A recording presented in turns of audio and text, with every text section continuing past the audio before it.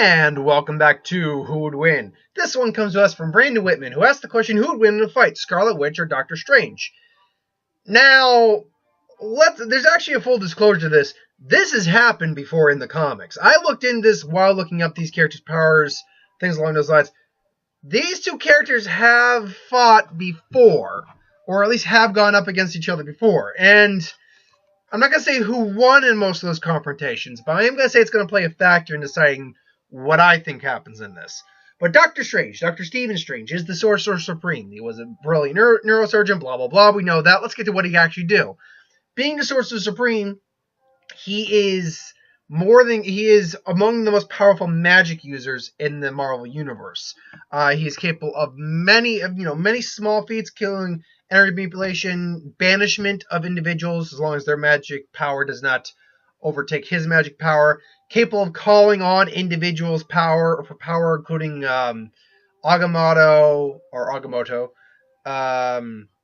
Hori holds a hold off. I believe that's the other entity. And oh crap, who's the third one? Well,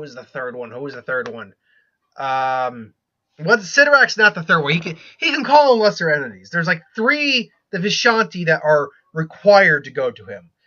Agamotto, Holdoth.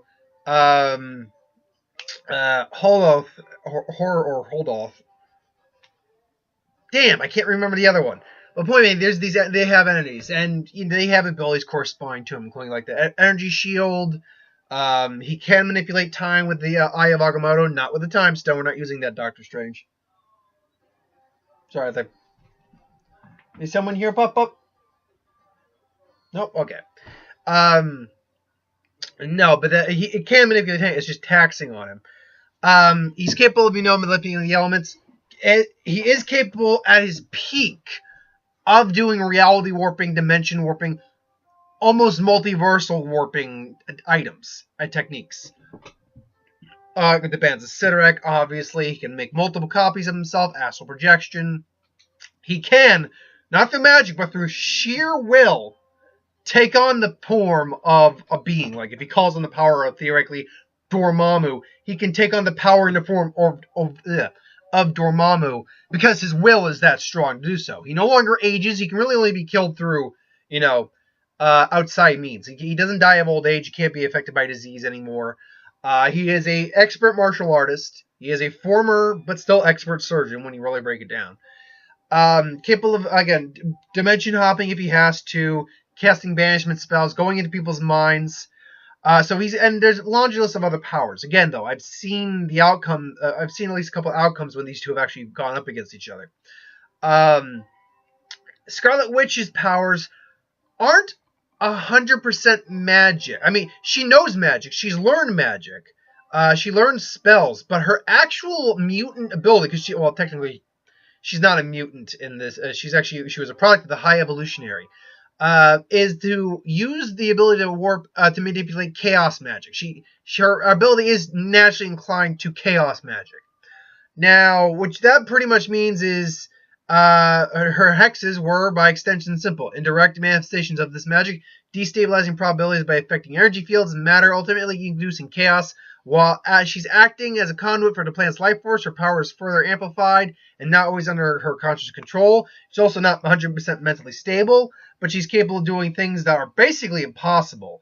She's healed Professor X's legs when no one else could do that. She's brought God knows how many individuals back to this plane of reality and back to life. And of course, there's the infamous House of N where she said no more mutants, just whispered it, just no more mutants. And there's like 300 mutants left in the world from the millions that existed.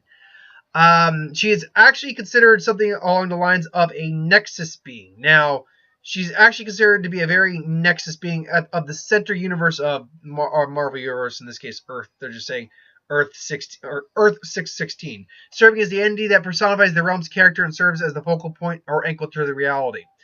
She once cast a spell so powerful that even Doctor Strange said it's woven into the fabric of reality and magic itself. If I even try to reverse it, and I'm not saying I can, but if I try to reverse it, I might undo all of reality and implodes. That's okay. Let's be clear. That's not saying he couldn't, but he's saying that'd be stupid of me to do it. And which goes to the thing is that her powers are so vast that she can go toe to toe with Doctor Strange. I'm not going to argue that. She has things like hex bolts, which do multiple things, including phenomena such as spontaneous combustion or melting, rapid or spontaneous decay, break, heal, fix, molecular destabilization, energy control, transference, disruption, amplification, transmutation, as well as inertia, redirection, amplification, disruption, transference. I'm not even going to continue. It can pretty much do anything. She's capable of doing things such as teleportation. She even has been prevailed against individuals like masters of the mystical arts like Dormammu of all individuals in his own dark dimension. Teleportation, telekinesis, psychic defense. She has all these as well. However, there is a catch to this. The nature of Wanda's ability to channel and wield magic has been altered many times by different writers. It was initially brought on by demonic sorcerer Kithion. On the day of Wanda was born, ghostly specter of Kithion gave her powers. As such, due to his blessing, Wanda was vulnerable to having her powers disabled if he was ever disrupted. So, take some pages out of a special book of his, you disrupt his powers, she's got no power left. Now, that's not necessarily the version we're going to go with, because they've redone it several times, but still. Her powers theoretically have no limit. You need to. We're talking about some heavy duty hitters though, for you to either beat her or go toe to toe with her. We're talking about like the cosmic level beings. That's not even a guarantee. We're talking about Thanos, and even then, that's not a guarantee. Infinity Gauntlets, gems, and that one might be like the power tier we're talking about in general to really be confident and take her out, because you could just flip and then she's gone.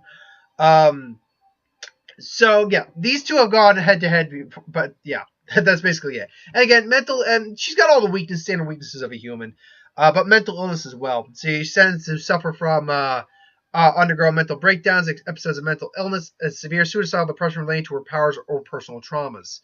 She also had former weaknesses, perception range, okay, physical condition, overextension. So, those were former weaknesses. So, really, who wins in the fight? Well, I didn't see every version when they faced off, but I do know she's probably won a couple bouts, but it was probably through means where Doctor Strange was either ill-prepared, or she had him by surprise, or he was powered down in some way, shape, or form. The truth of it is, when they have gone up against each other in the comics, from what I tell, Doctor Strange, while struggling with her, has come up on top. He's like erased like certain memories from her with the Eye of Agamotto. He's he's been able to handle her, but even her, there's still repercussions for the damage she's done that even he can't fix. But in terms of actual spell casting, things along those lines, Doctor Strange is just a more intelligent individual, so he's able to work around. It's great. She's a good tactician, but he's just the smarter and has more experience than she does overall in terms of his ability to combat a foe versus her ability to combat him. Now, that's not to say she would lose necessarily. I'm just saying from the multiple times they've gone up against in the comics, he's usually the one who's come up on top. So I'm not saying she automatically loses the fight. What I'm saying is that if these two come to blows, and I'm not going to act out the entire... The problem when doing magic to magic fighters is that I can't really activate the... I can't really do a proper scenario, because that could be literally anything going on here. Doctor Strange throws out the fancy Siderac. She uses her magic, they go all wonky. He then sends her to another dimension, but her powers are enough that he can't actually send her to another dimension. So now they're throwing spells back and forth. He shows hex bolts. He counters the hex bolts. She's about to just completely warp reality. However, there is one thing he said at one point, that he could theoretically kill any normal mortal with a single touch. And if he had to do it, he would do it. His job as a Sorcerer Supreme is to protect balance in the world. So, hypothetically speaking, if he had to do it, he could do it. Now, Wanda's not your average mortal, but I don't think she'd be immune to, say, touch death magic. So, overall, I do have to give the win to Doctor Strange. Just when you play out the scenarios, Doctor Strange has enough experience enough variety in his spells and ability to use spells, channel spells from other individuals, and the comic precedent for him beating her is also there as well. He's done it before. And now, again, I'm not saying she hasn't done it before as well. I'm just saying that. Oh God, what the hell? Like, oh, my pocket got switched. I was just like, I put my wallet there. I'm like, that doesn't feel right. Yeah, the pocket got all messed up there. There we go. That's more comfortable. So, yeah, there's just more precedent for him beating her over her beating him. But I'm not saying it's a big precedent. I would go about a 60-40. That's the way I'd probably see it. Maybe even a 55-45. I still go with Doctor Strange in that scenario, though. I think he's the one who overall comes out on top. But make no mistake, your average individual, like your average spellcaster, even some of your more powerful ones, a lot of characters would not stand a chance against her.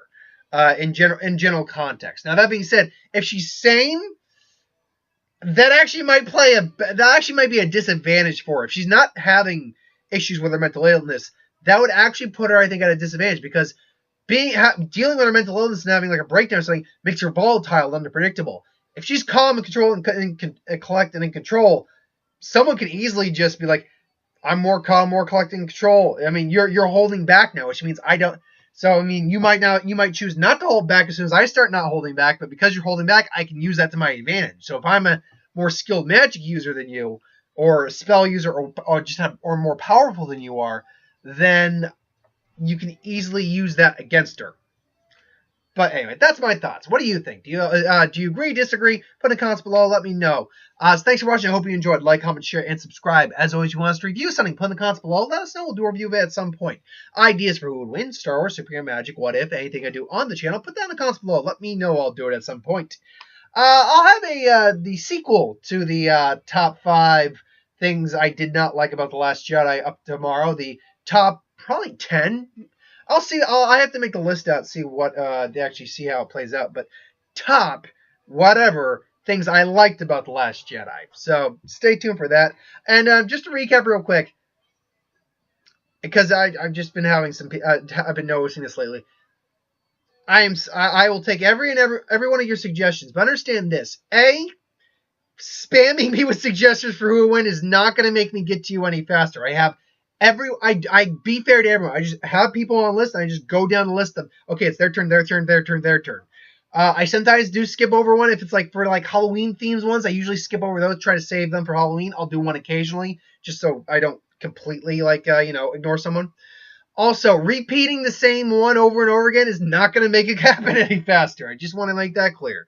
So yeah, just letting you know that. Thanks for watching. Hope you enjoyed. I'll still take the suggestions. Don't get me wrong, but continually spamming or just lots of them all at once isn't going to make them happen any faster. So just letting you know that. Thanks for watching.